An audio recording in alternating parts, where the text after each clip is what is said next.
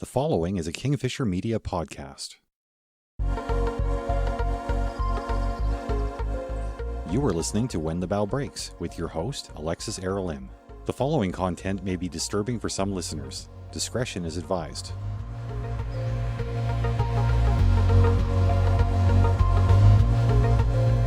So, tell me a little bit about you and how you decided to be on this show. Oh, goodness, where to start? Okay, we'll probably have to start at about 10. My parents divorced. I had a 3-year-old brother at the time. I think up until then, my childhood was relatively normal. And then my mom kind of went nuts and figured out that she decided she didn't want to be a mom anymore, basically, and went off and did a bunch of drugs. So I was 10, my brother was 3. We ended up living with my dad full time, which was not that great either, although at least functional and stable through my early teenage years. Uh-huh. And then, let's see, my mom died when I was 21. I had just given birth to my first child. Our very last conversation involved her asking me for money to bail her boyfriend out of jail. I said no. She called me a cunt, and then she died 2 weeks later. Wow. My dad was up and down with him as a teenager. When my daughter was 6, my daughter is autistic, and at 6 years old, she was still not potty trained, and she was nonverbal. And we were sort of working with early intervention at the time, but we were living in Phoenix, and public school at that point for her involved putting her in a classroom with about 40 other students, half of whom did not speak English. Right. And she was nonverbal. So we were struggling with this a lot. My father was in a different state, not around. So my younger brother got married. And we went out, my daughter and I went out, and when we got back, he promptly, rather than ever having a conversation with me or, doing normal parent type things, Right.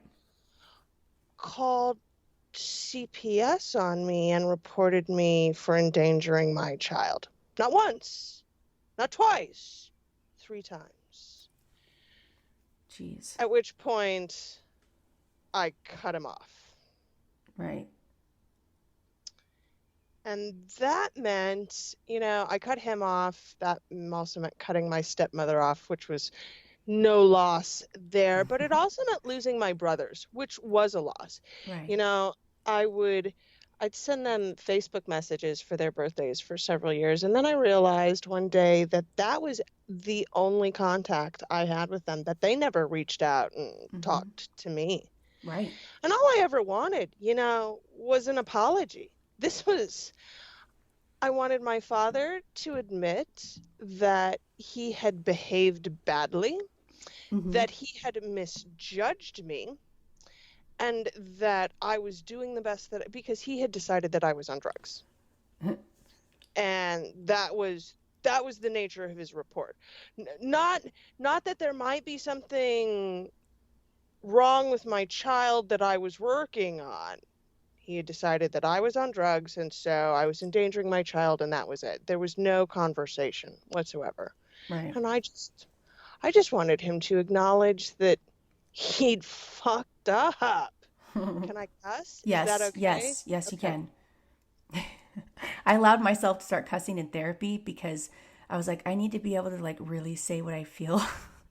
And so I started out. So I was like, when I started the show, I was like, I don't think we can talk about any of this stuff and not be not ever have a curse word slip out. So I was like, I'm just going to make the whole show explicit and let everyone know and just give everyone the freedom to say what they feel they need to say. So yeah, you can talk freely.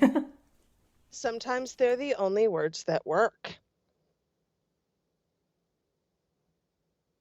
So that was the loss of my brothers. That was the loss of my father. I have since lost the rest of my father's family. I lost most of my mom's family when she died, simply because she was the one that anchored me to her family. So I have a maternal aunt that I speak to about once or twice a year, and that's it. That's the sum total of my relationship with my family. And I miss them often, but I don't miss the drama, and I certainly don't miss the toxic behavior, and I don't miss the gaslighting and the rewriting of my history, Right. which happened so relentlessly. I remember when my husband and I first met, I explained to him, as we started dating, the nature of my family. And it's not that he didn't believe me, but he just had no experience with what these kind of behavior patterns look like. Right. It took actually, so what it really took was my mom grabbing his ass and my dad threatening to beat him up, and those were two separate conversations, for him to go, oh, wow, yes, your family is fucked up. Right.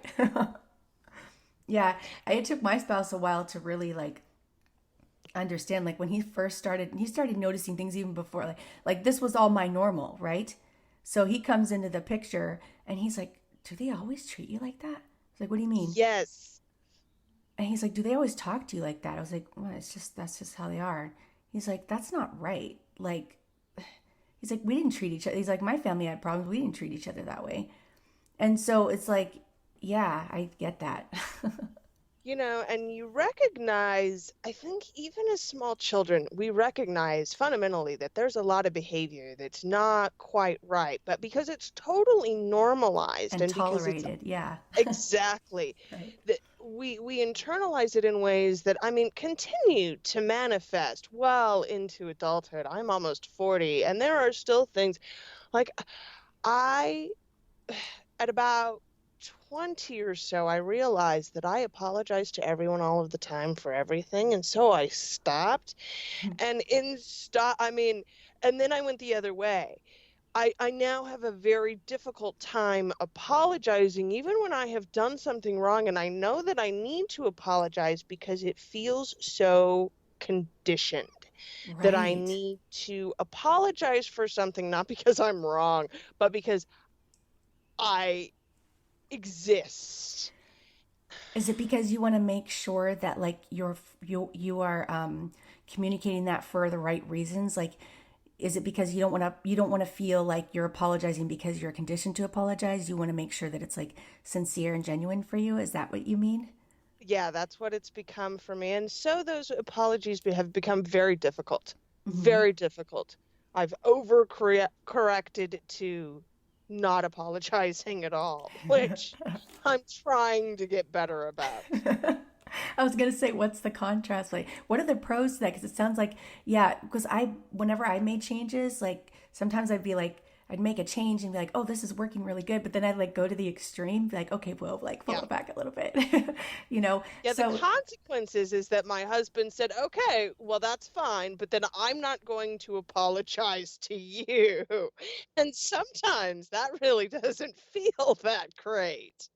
when do you now feel like it's appropriate for you to apologize in situations? Because I was raised the same way. How do you feel about apologizing for things now? I know you said it's difficult, but when you do apologize, where's kind of like your line for that?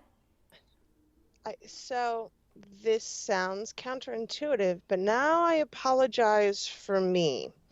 I apologize because I feel like I need to apologize. Not that I need that I don't need an apology accepted anymore. That's where the transactional difference is for me. It's no longer about having an apology accepted, because for so long I would apologize and expect to be, forgiven.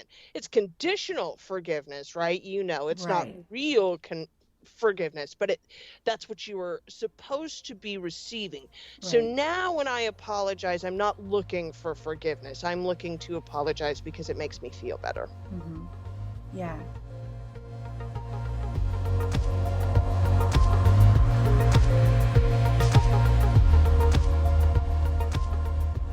So what was it like for you growing up, like, because you had those views of, the conditional forgiveness kind of thing?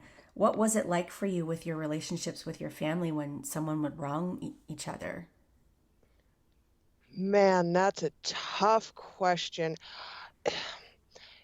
I was definitely the black sheep of the family.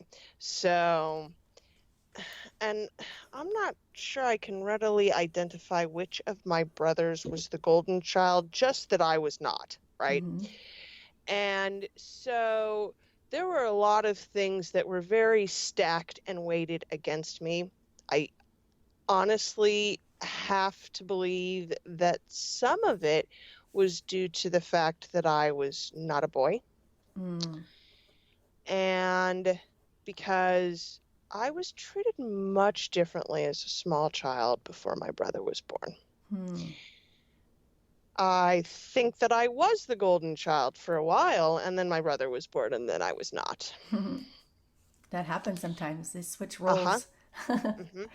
Yeah, sometimes like I hear you using like a lot of terms we hear like in the narcissistic personality kind of thing. I don't want to ask Yes. like if that's what they have or anything like that, but like you're using a lot of those terms, and so I'm thinking that's kind of maybe what it is. But yeah, the black sheep, I get that whole thing. Like some parents, they'll pick one kid that's like doesn't belong or whatever, and then there's one kid that kind of like outshines everyone else and can kind of do no wrong. But I feel like also there's those narcissistic parents or have narcissistic tendencies, maybe not the personality, but they kind of pick and choose whatever's convenient for them at the time. Like if Right. this child is showing them more attention or more uh, causing better attention for them or something like that, they might be favored more. And then when the other kid does something good, then they're going to be showered and with attention and stuff like that. So it kind of can switch roles and leaving everyone confused sometimes. Oh, definitely, definitely. And, I think it's important to know. So my mother was diagnosed bipolar. My father has not been diagnosed anything, but he is most certainly a narcissist. And but I feel like it's important to note that while I use the language, I, Yeah, it's hard because I can maybe explain about it's hard getting people in the door to get help for this and to even get a diagnosis for these issues. And so and it's not like we're trying to label narcissists as any kind of, yes. bad person per se, but it's like they do have certain tendencies that cause a lot of friction and a lot of chaos and confusion in their relationships. And so it's hard to talk about it without being so negative because there's not a whole lot of positive aside from the actual person, what's really in there, aside from what they actually like do to you that hurts you, you know what I mean? Yes, you've nailed it. It's Right. it's really, and narcissism aside, my dad was also a functional, probably still is a functional alcoholic. He was Mm, 2, 3 a day plus a bottle of wine with my stepmom. So, there was always these degrees of what was tolerated versus not tolerated. And right. you learn so many different coping techniques to protect yourself as a child that then do not serve you as an adult. You go Yes. out into the world and you try and do these things, and you end up jeopardizing relationships because, You're using your coping skills that you actually developed out of necessity as a child right, that aren't exactly healthy, but that were so serving you unhealthy, for the time. Yeah, no, I so get that. unhealthy. I still have some of those things that yeah, like my sleep habits. Like I didn't sleep through the night when I was a kid ever. Like I had nightmares like every single night. And I had a hard time going to sleep because I knew once I was asleep I'd have nightmares, but I still knew I needed to sleep. So I used to like figure out how to sleep. I used to do these things in my head at night, but then they were like making me nuts at night, and then it became where it wasn't enough. So I had to obsess about something else to think about was when I was going to sleep. So it became like frustrating mentally, Yes, and it wasn't yes. working. It was like as an adult, just I was like, I need to clear my brain, not put more stuff in it. So I had to switch what I was doing to calm myself because, yeah, it doesn't work when you're an adult. That stuff doesn't always serve you forever. No, but because you're not taught healthy techniques as a child, you don't know any better. And because you don't know any better, you build these layers of things that become very difficult to dismantle in reverse. Right. And sometimes they're intertwined Mm-hmm. also. Mm-hmm. Right. All of these habits and behaviors that we do to protect ourselves that become very, very detrimental. Yeah. So, regarding your estrangement, from your dad, and you said that, kind of after that, everything kind of there was like a domino effect of like losing your relationships with other family members. Mm-hmm. Did you go through like any kind of grief during that, or was it just kind of like you just were able to kind of acknowledge it and, like what were your feelings during that time? Oh, well, I still grieve. So, let's see. It's been almost Mm-hmm. 5 years now. In 2014, my youngest brother was getting married. I had actually planned on going to his wedding. I was all set to go and buy a ticket when I found Mm-hmm. out I was pregnant. And my due date was exactly a week after his wedding, and no airline in their right mind would let me get Right. on a plane. So I put off canceling and letting him know and put it off and put it off and put it off. And then when I was 36 weeks pregnant, I suffered a complete Oh placental no. abruption. I very nearly died. The baby did Oh die. goodness. And so at the time, the only person I really was still on speaking terms with was Mm-hmm. my maternal aunt. And I called her and I told her what happened. And she was going to my brother's wedding. And she called me when she got back and she told me what had happened at the wedding. And apparently, she was defending me to my father and Uh-huh. stepmother. And so they knew we were completely no contact at this Uh-huh. point in time. So, but they knew, heard, understood that I had had a child die and still didn't reach out. And that was another kind of loss, right? Because my God, this is my father.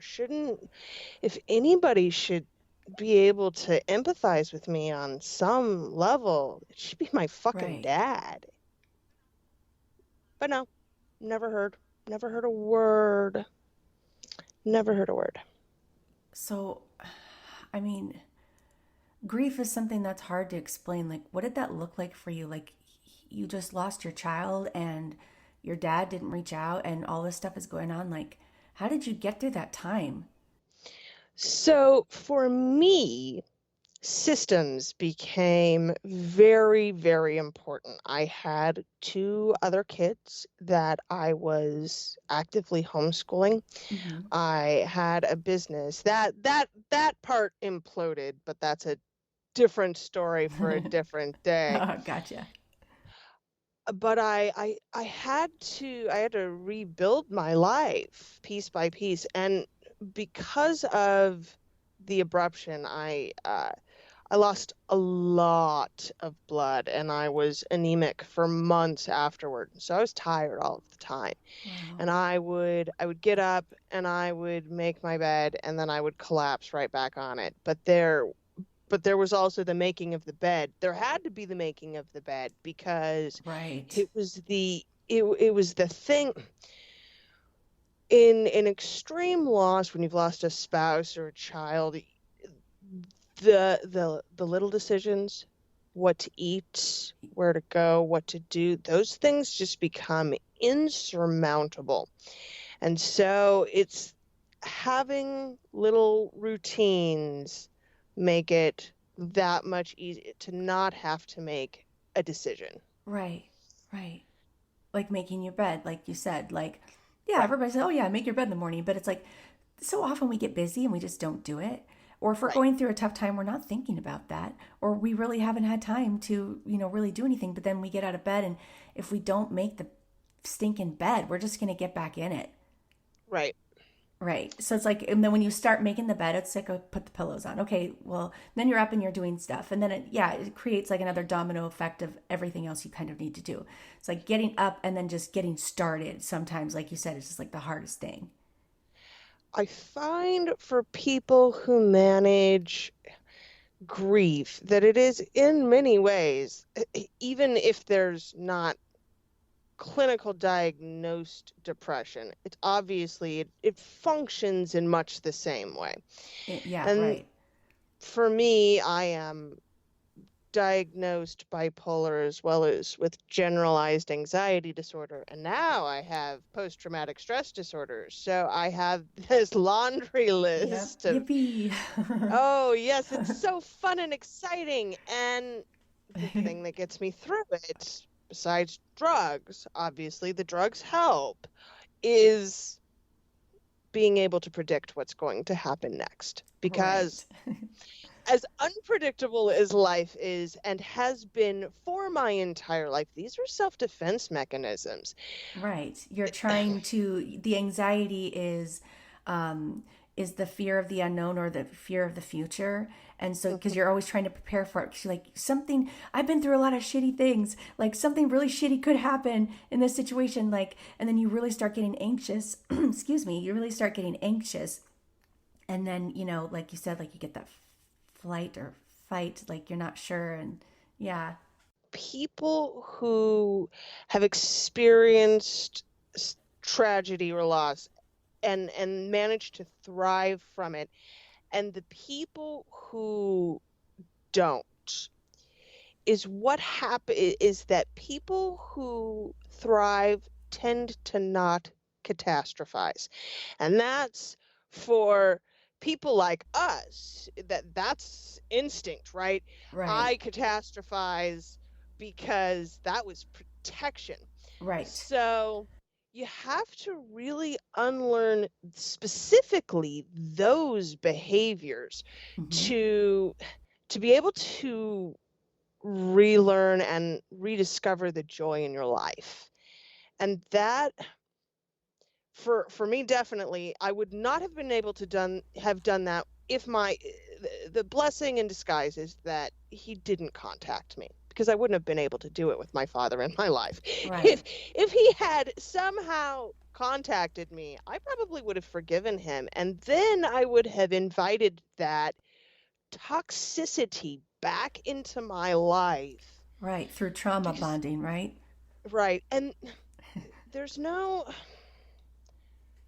whether I we know it's miss them or not, for some relationships, there's no recovery. There is nothing to be redeemed there. Right. Whether I miss my father or not, there is no part of that relationship that I am ever going to be able to welcome back into my life in a way that will make me feel safe. Right.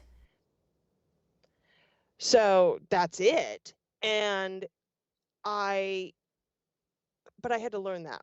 I had to go through my own trauma to really realize that I'm not forgiving him or me for him. I'm forgiving, I'm doing it for me. I have to move on past the boundaries of our relationship. Mm-hmm. And I have to, in order to do that, forgiveness is involved, right? Right. This is something we talk about a lot in therapy. You have to forgive to move on, but You I'm do. not doing it for him. I'm Right. doing it for me. Even if you I'm do forgive him, it doesn't change anything for No, him. it does not. Yeah. Right. I and the often in these kinds of familial situations, you have to ask, does this person actually deserve to be forgiven? Have they earned forgiveness? Because forgiveness, I have learned, is a gift. It's something that comes from within that I give to myself.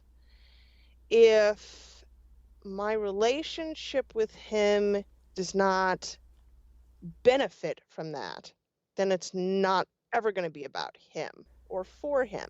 It's Right. always going to be for me Mm-hmm. and my healing. Right. You're not responsible for his healing. No, Yeah, you're responsible for yours.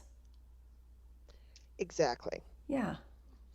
No, I think that's a great approach to it because so many times we're expected to be people pleasers. And, I think that the world is coming to find out that you have to kind of make your own happiness. You have to kind of create that for yourself. You have to create environments where you're around people who care about you and who are for you. You can't change people, and you can't deny who you are in order to please others. And forgiveness isn't something that is something tangible that we can hand someone. It's just releasing that debt. It just frees you, you know? Exactly, Right. exactly. If I hadn't been able to forgive and move on, I certainly haven't forgotten, and that uh, because I can't, right? You some behaviors are not forgettable. And some keep continuing, which makes it more difficult for us to keep providing forgiveness. And Right. that, it's not like, I, at first, when I was first estranged, people kept saying, well, why did you stop talking to them? What happened? And I was like, well, it wasn't really one thing that just happened. Yeah, there was one thing that kind of initially, uh, you know, gave me the idea that, yeah, it's time to cut it off. But it was a whole lifetime of things. And Right. I The couldn't keep, straw that right. breaks the camel's back Yeah, is not ever actually the. I mean, right. It was like after I, spent time trying to fix things, and mhm, yeah, it was the last straw. It was like, okay, I can only handle it up to this point, and then finally it got up to that point. But I wasn't able to forgive them until after I cut it off from them. mhm, I wasn't able to forgive them if I was still in that relationship, in that situation, because they were still going to keep doing it. They were just going to keep piling up their debt against me, really. mhm.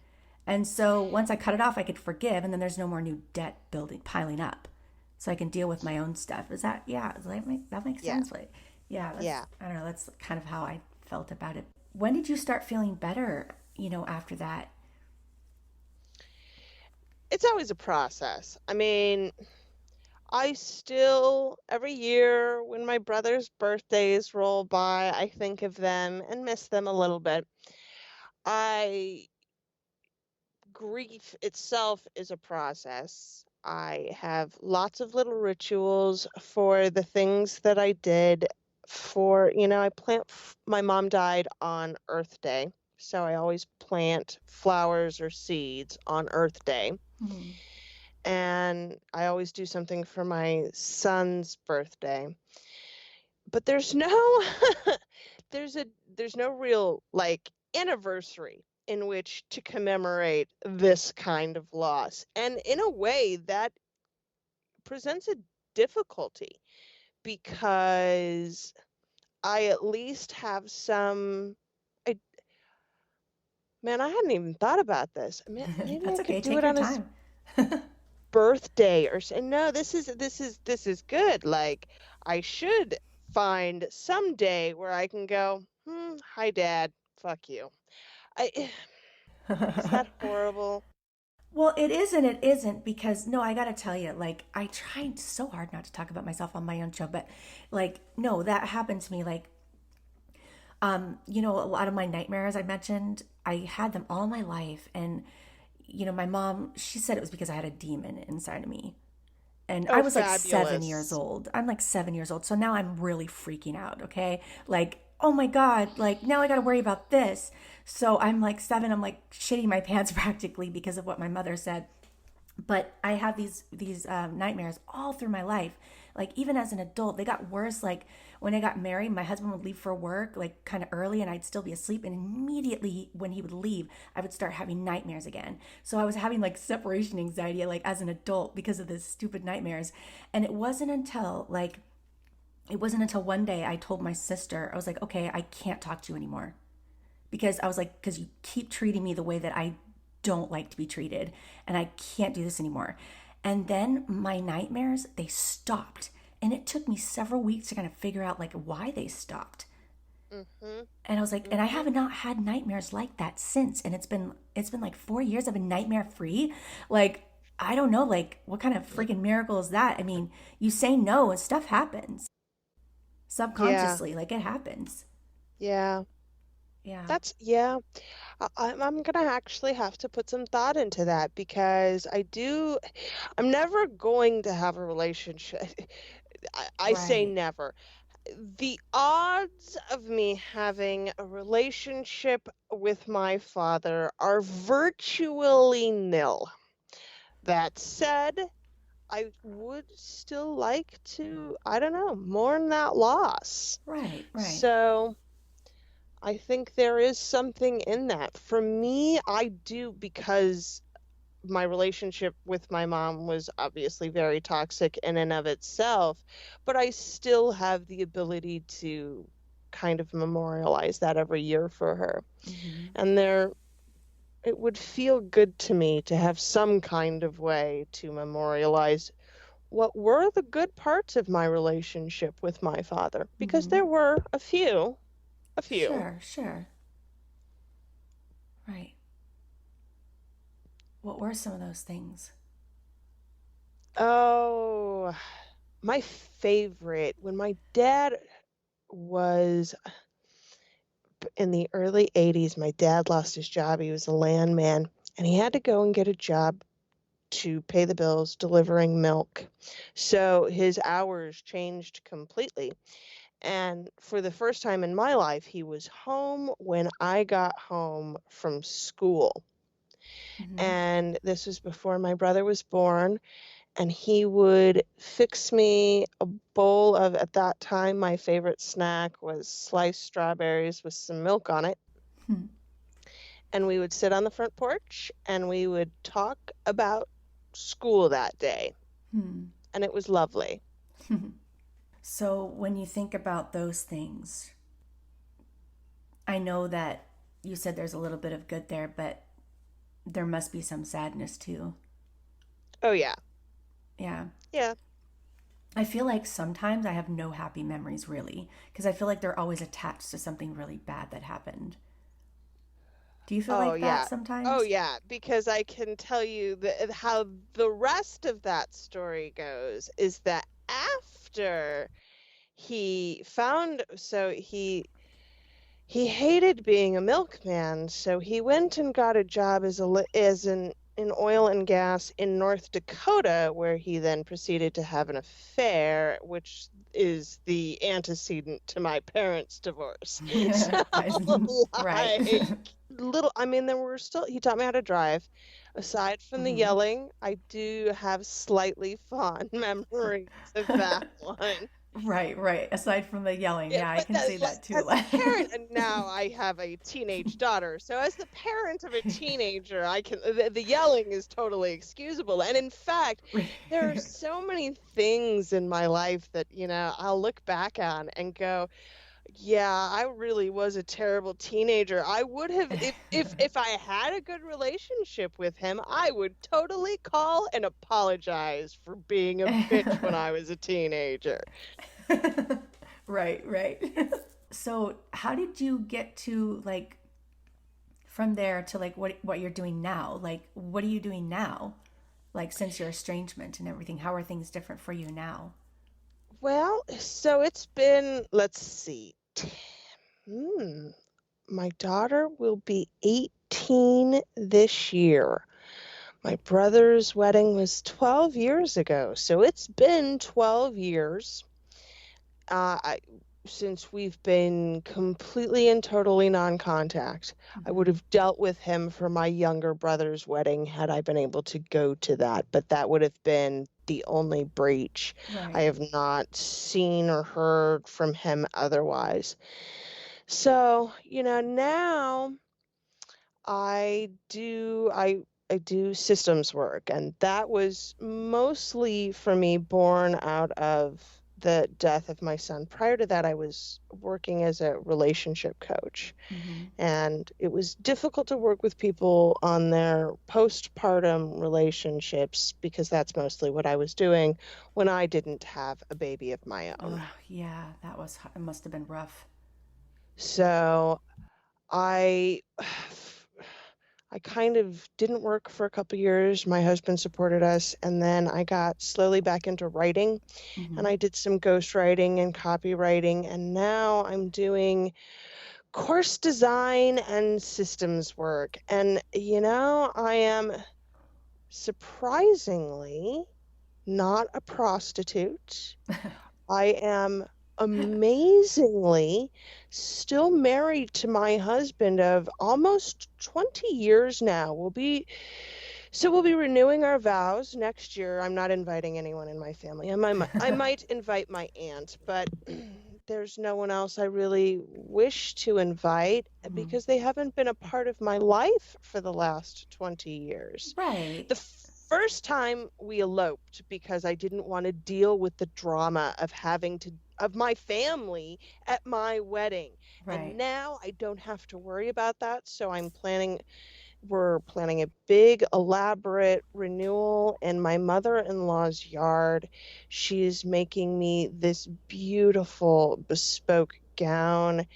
I'm just Wow. My life is good without my family because I've been able to build my own. It took some time. It took a lot of work, a lot of therapy, a lot of just self-work to be able to get to this place where I don't need my family in my life because I have this beautiful, vibrant family that I've built. Hmm. Yeah. If you are experiencing estrangement from a family member and would like to be a guest, please email us at wtvbpodcast@gmail.com. Your privacy is important to us. Guests have the option to remain anonymous.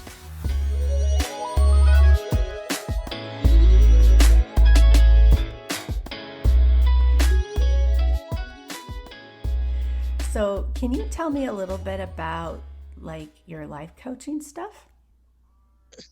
So basically, I work primarily with uh, women mostly Hmm. who are doing all the things and struggling to implement systems. About half of my clients own their own business, half are working in some other way, Hmm. and they just have a million things that they're doing all of the time, balls in the air, plates to manage, whatever analogy you would like to throw in there. They're doing it all and they don't have time and they feel insane. And I just go in and we prioritize and we take a look at what their values are and then we build the life they want from that. For women in Right. particular, the ability to say no, and man, so many of us have trauma, right? There's just so much trauma legacy right now. I find in my work that Right. all of my clients deal with some significant disadvantage in some way. It's either mental health or trauma, or it's, racism or sexism or other isms that they're dealing with on Yeah. a daily basis, oppression that just weights their soul. So many of us are feeling this burden right now, and it is self-care then becomes a form of resistance, right? You have to be able to take care of yourself and your life and your surroundings to be able to thrive. It's not a choice anymore to be able to construct your life in a way that's beautiful and healthy for you. And I feel like Right. societally, socially, governmentally, we're not doing the work Right. Right. necessary to make Right. those things happen. And so we have to individually work around the system. I feel like that's the best way for us to, so we build and create these structures for ourselves in our lives that allow us to thrive despite the daily onslaught that we're still dealing with. It never goes away. For so many of us, it never really goes away. I lost my son, I've lost my family. Those losses will never go away. But I still have to construct my life in a way that allows me to thrive. It sounds like you just, that's what you do for these people. Like, it sounds like you're just giving them something that you've learned Yes. yourself. How does That's that make you feel? I really love the work that I do. I've for a lot of years before my son died, I had a lot of little things that I liked to do that I siloed off into little different pieces of me. And I've stopped doing that. So I have this podcast that I love. We talk about kids movies. It's called Mm-hmm. Latchkey Movies. It's adorable. It's absolutely and totally unrelated to any of my work whatsoever. That's fine. I run a local women's circle where we get together. There's not that many of us yet, but we're building. And as we build, we're growing and supporting each other and creating community because that's what I wanted. And I couldn't find it in quite the way that I wanted it. So I Mm-hmm. built it. Right. And that's kind of what I continue to go out and do. I'm seeing that there are all of these things that I want in my life and they don't exist, so I just build them. I'm glad that you talk about building community because that was something that I was really trying to kind of bring to the surface here on this show. Because when you estrange yourself from someone or when someone cuts you off, you don't just lose that relationship, you lose like your whole community. Like when I was Right. little, like I was basically scapegoated when I was a child, and I lost my community. Then I lost everybody who cared about me. Nobody cared about me at all. I had to move out of the house, and find care for myself, and how to figure out Hmm. how to do that like as a young teen.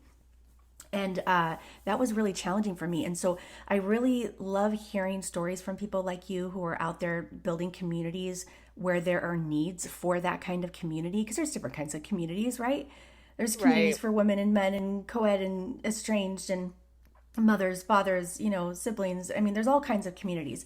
And I think that each of us has a responsibility to the communities that we need and build. This is what I was trying to do with the podcast, just trying to build a community of people to figure out how we can support each other. So it's great that you bring that up. I really love that. Community is what keeps us going. I mean, in the aftermath of the death of my son, that was what held me. together. My mother-in-law's church sort of adopted us, and they brought us meals and they supported us and they carried us. And then I had online internet friends who raised money for us, and just, community, we can't live without it, and we can't It's hard to always, communicate. yeah, Yeah. we can't count on the ones we're born with, though, necessarily. I do envy the people who can. Sometimes I look at my husband's family, which is honestly quite dysfunctional in its own ways, and it's still so much more vibrant than what I had to deal with. Right. There were the difference in health of relationships is just phenomenal to me. How, I mean, again, not fully functional, because I think most families probably really aren't. I think every family has their dysfunction, but I Sure. think that there are degrees. Right. And sometimes there's people willing to do the work to fix those problems in the relationship, but then sometimes, like in your case and like in my case, they're not. So then we have to build our own communities and move on. Before we end this segment, do you have anything else that you want to talk about or say to our listeners? I think that we've talked a lot about forgiveness, and I think that I have yet to talk about how I include that as a daily practice, which is something that's really important to me. Yes, it is a So daily thing. for me, that's a matter of journaling. I use OneNote currently, but really whatever system you use, whether it's actual ink and paper, morning pages work really well for this as well. Whatever you do, forgiveness is something that you have to really incorporate into your life on a daily basis. Because Right. it's that gift, right, that you're giving yourself. And because it's for you, you have to be reminded of it. It's Right. it's Right. kind of like gratitude. You think you're aware of it, you think you recognize it in your life, but it's not until you go and list those 3 or 5 things every day and that Right. allow you to recognize, oh, there is great abundance in my life. There are things to be grateful for. Much like gratitude, forgiveness works really the same way as a daily practice. I have to acknowledge every single day that I am worth forgiving, that I am worth beautiful things, and that my life has meaning and value and purpose, and that it is okay for me to go out and share that gift with people. And those are hard words to say. Yeah. Well, Briar, I have to say, this has been a really great show. Thank you. It's been It really has. such a pleasure to talk with you, Lexi. We'll have to do this again sometime. Absolutely. Links in this week's show notes. Please remember to like, follow, and share. Thoughts expressed by our guests do not necessarily reflect the views of WTBB or its affiliates.